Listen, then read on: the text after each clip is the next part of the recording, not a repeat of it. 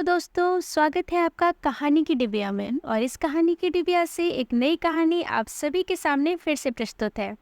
जैसा कि आप जानते हैं कि हमारे राष्ट्र भारतवर्ष का स्वतंत्रता दिवस आ रहा है, जो कि 15 अगस्त को है। तो उसी स्वतंत्रता दिवस से प्रेरित एक कहानी आप सभी के सामने आज प्रस्तुत है। अगर आपको अच्छी लगे और आपको ये लगे कि ये कहानी आगे बढ़ानी चाहिए, इससे आने वाली जो हमारी जनरेशन है उसको कुछ सपोर्ट मिल सकता है, या जिन बच्चों के अंदर देशभक्ति बहुत ज़्यादा है लेकिन वो किसी सेना या किसी ऐसी जगह पे नहीं है, तो वो उसके लिए कुछ कर पाए। इसके लिए आपको मेरी कहानी लाइक करनी होगी। मेरा चैनल अगर आपने सब्सक्राइब नहीं किया है तो उसको सब्सक्राइब कर लीजिए, और इस कहानी को आप शेयर भी कर सकते हैं।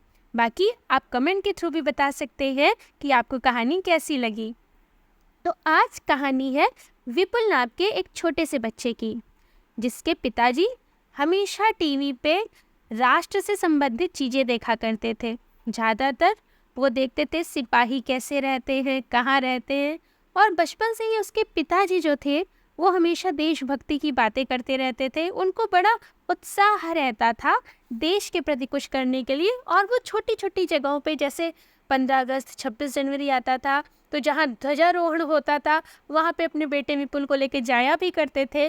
और वहाँ पे जो डिबेट हुआ करती थी, डिबेट मतलब वाद और विवाद हुआ करता था, उस प्रतियोगिता में भी वो कोशिश करते थे कि विपुल भाग ले।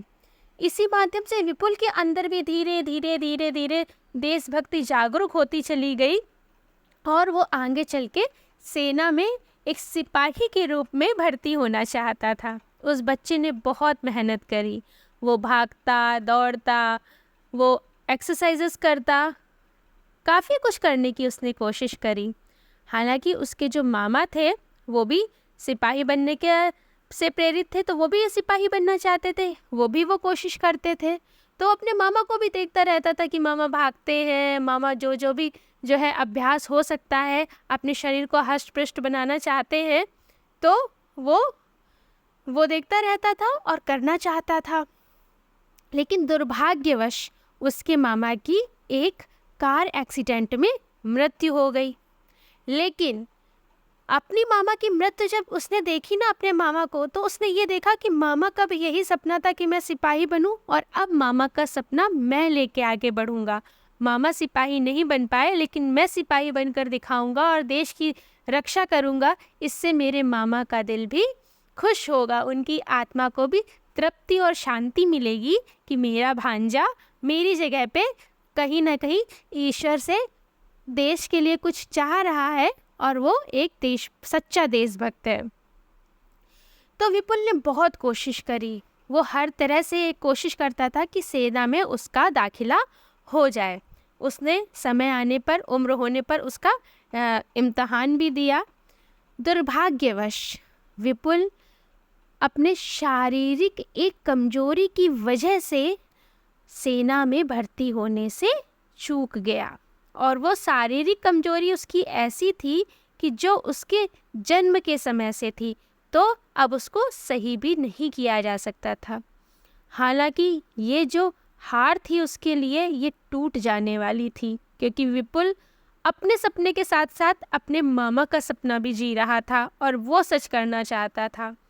तो जब कोई एक व्यक्ति किसी की चीज़ के पीछे बहुत लगन से लगता है, और वो चीज़ अगर उससे छूट जाती है, वो भी उसकी कोई गलती ना हो के उसका कोई एक विलक्षण चीज़, या ये कह लीजिए उसके जन्म के समय से कोई ऐसी चीज़ जिसके लिए वो कुछ कर भी नहीं सकता, उससे अगर उसका कोई सपना टूट जाए या रह जाए, तो ये हकीकत है कि व्यक्ति पूर्ण रूप से अपने आप को वहीं ख़त्म मान लेता है।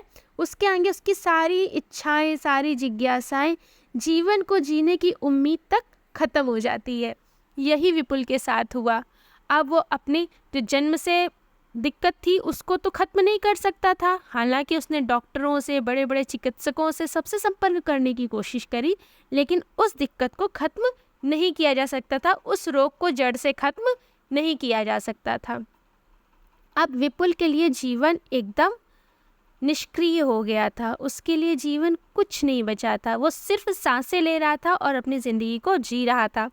माता पिता को लगा कि ऐसे तो विपुल आगे की ज़िंदगी ख़त्म कर लेगा और पूर्ण रूप से अपने आप को भी किसी न किसी दिन ये ऐसे ही ख़त्म कर लेगा।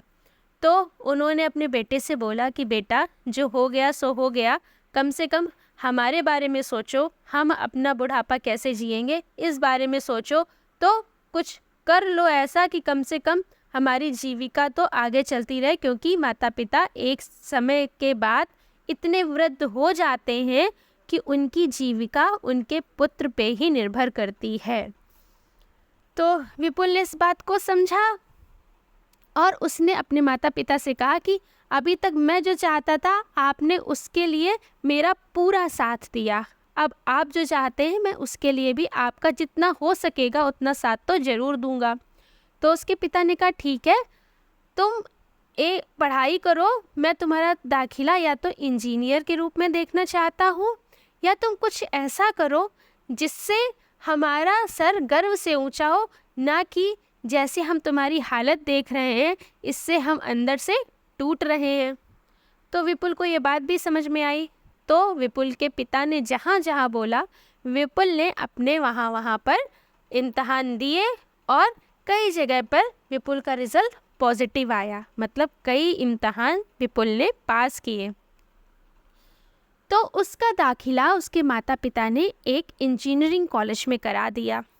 अब विपुल वहाँ पढ़ने जाता था, वो सब कुछ देखता था, सारे बच्चे बहुत अच्छे से अपनी ज़िंदगी को जी रहे थे, पढ़ रहे थे, लेकिन विपुल सिर्फ अपने माता पिता की जीविका चलाने के उद्देश्य से पढ़ रहा था। एक दिन विपुल की कक्षा में एक अध्यापक आए। उन्होंने सबसे पहले अपने बारे में बच्चों को बताया, उसके बारे में एक एक करके बच्चों से उनके बारे में पूछने की जिज्ञासा जाहिर की।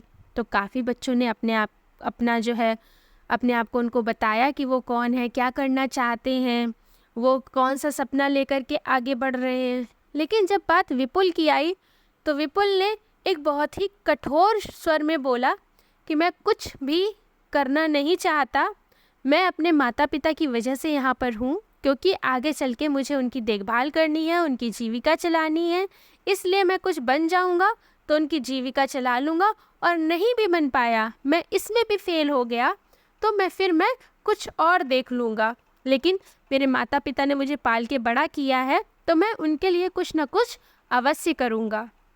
दोस्तों, अब इसके आगे की कहानी आपको इसके सेकंड पार्ट में मिलेगी। आज की कहानी बस यहीं तक। धन्यवाद।